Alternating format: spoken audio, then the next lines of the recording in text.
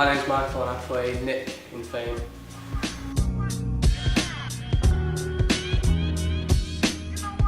Most of the roles I've played, I played Simon and Jack and the Beanstalk. There's a pieman who's a bit daft, a bit eccentric compared to the rest of. There's a lot more about him than what people think he has, and through the production it shows. I'm playing Nick Piazza, who's from California, he's from quite a posh family, pushed into performing from a young age, not really had a choice on what he's going to do about it, but his family have just kind of nurtured him to be a performer. I've always enjoyed singing, and I've always gone to a local recording studio and done singing, but I never thought really like I was going to take it further. But then the people at the studio encouraged me to start singing, and I started doing local gigs for them. And people there recommended me to do performing arts, so I auditioned for this and to see what it was about, because I didn't really know anything about it. And then when I came and auditioned and see what it was like, just thought I'd give it a go. Everyone gets nerves before performance, no matter if you're the best performer in the world but you just, by performing more and getting more experience each time you perform, you learn how to turn the nerves into what makes you good at performing.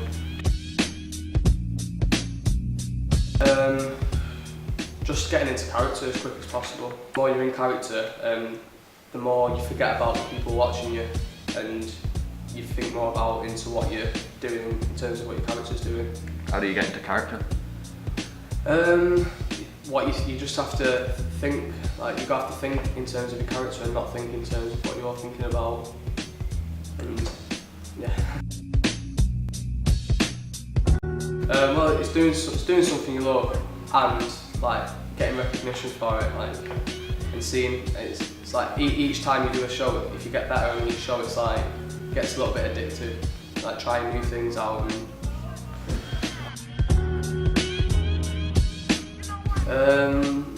Yeah, you could say there's been a few arguments, but it's all just to do with the stress of getting it right. Everyone might be at each other's throats, but it's only to make each other better. You know what I mean? I wanna make magic. I wanna be bigger than I am. I wanna make people really care.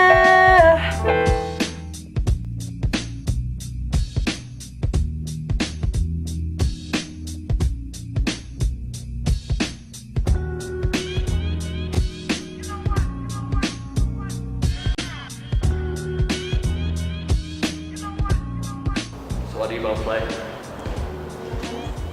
I play Mabel Washington, she's a dancer. And I'm casted as Iris Kelly, but when I'm at Iris, I'm the chorus.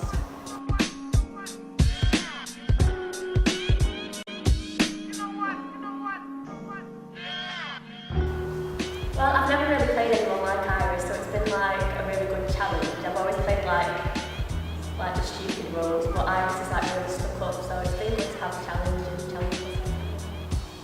They always seem to give me stupid roles and funny roles, and so shouldn't really differ from the roles I've had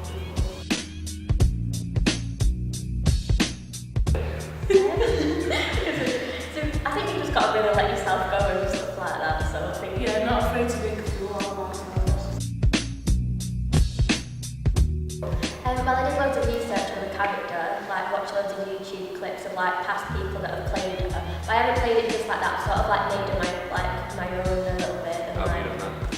And mostly I know it sounds thinking, but stuck up people that I've known in the past, I sort of get things off them and looks that they're doing. I think we all get nerves, but nerves are good because the adrenaline makes you perform a lot with more energy and more projection. So I think it's good to be nervous, not too nervous. You get nervous, but then as the show goes on, you know it's really good. Well, to be fair, I'm always really nervous, but as soon as I got on the stage, I'm okay. So I think it's just trying to stay as calm as you can and not get too giddy, because when you're on stage, then you're I just tend to take deep breaths.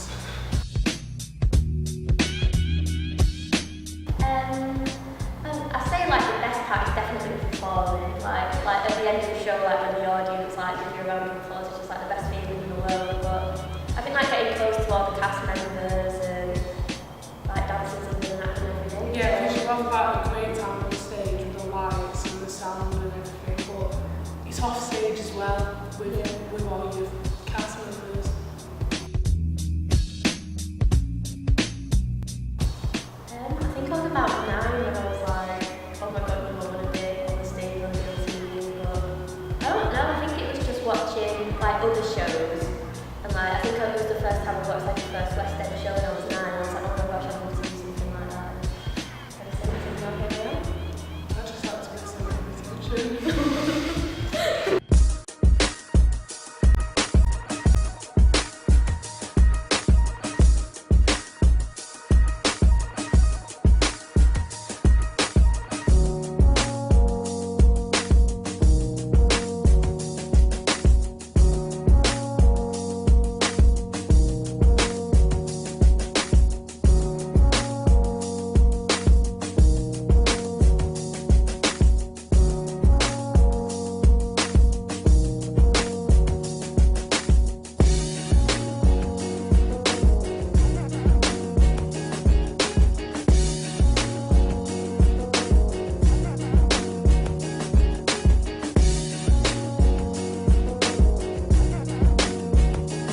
Overlord.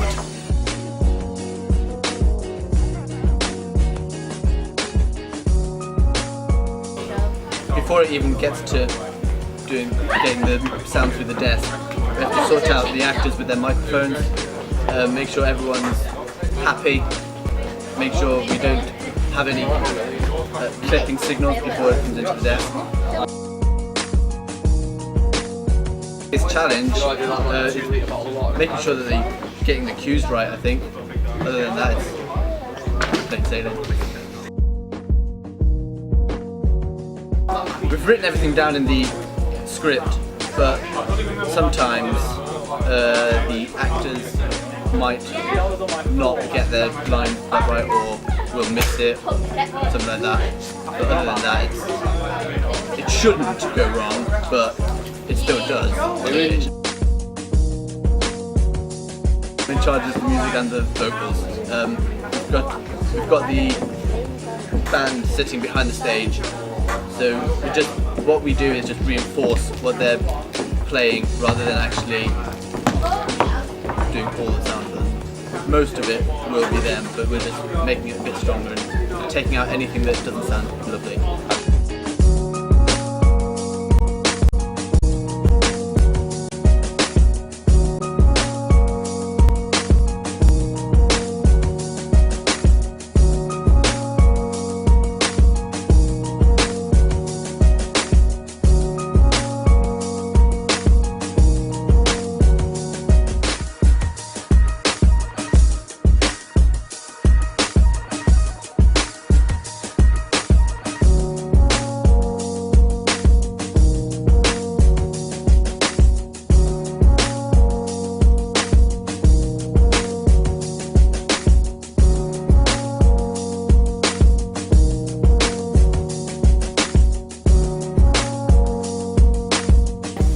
Production I ever did was a pantomime of Jack and the Beanstalk, and I was a gingerbread man in it.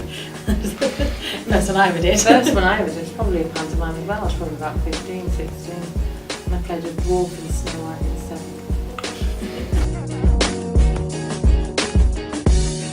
I did events management, so did a lot of stage management, worked on quite a few plays, toured a few plays, and then went into bigger events like London Fashion Week and things like that. Yeah, I think mine again was at uni. I directed a site-specific performance in a forest, and it was all like a Halloween performance, and it was like to teach about the history of the forest. Selfish actors, I think. I've worked on lots of tours where there's been people who refuse to take the set in and out or set anything up or listen to any direction at all. So I think that would be my biggest problem. I can definitely agree with that one. Although I think mine was that we were due to go on tour, and I thought someone had booked the van and they thought I'd booked the van, so we were there to set off in the morning with no van. overly. A bit of issues with radio mics not turning up, and we've had to hire them from somewhere else. And we were panicking that the set wouldn't go in at first, but then it fit. And you know, we do measure everything beforehand, but get in and everything, and then people, you know, it depends. Every kind of play has a cycle, and everyone will bring problems. Yeah.